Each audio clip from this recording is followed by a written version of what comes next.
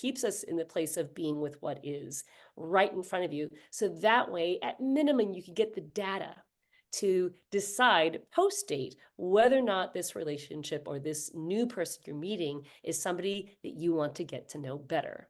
And it Yes. only has to stop there, right? You don't have to go all the way through to how many kids you're having and retiring together in the retirement community.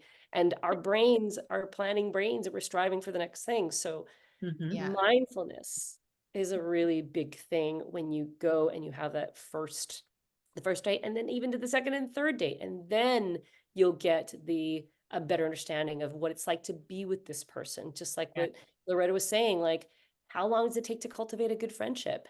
Years.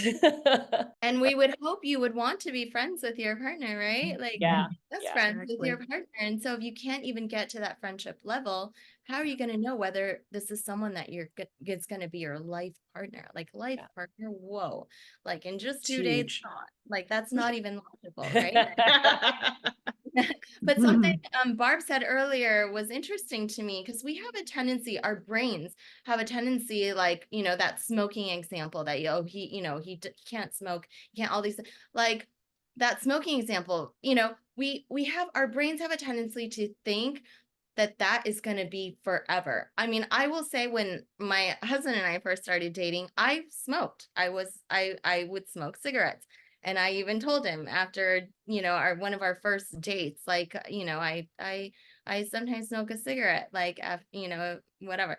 And, if he wrote me off right there, we wouldn't be together. But I don't smoke anymore. I haven't smoked in years.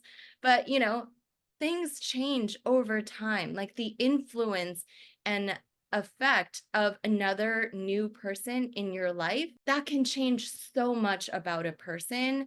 I mean, not that we want to force somebody to Exactly. change, Right.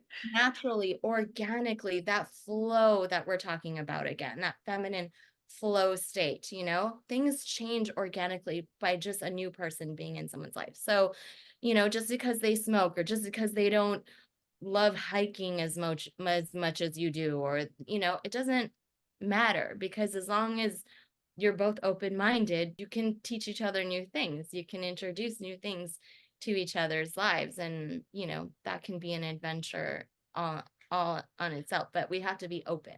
That's like Uh, the point, I I think. love that point. I love it because you're right. Because I think we need to, when you're in relation, that fixed energy goes against this ability to support each other through those changes, through the evolution of self, right?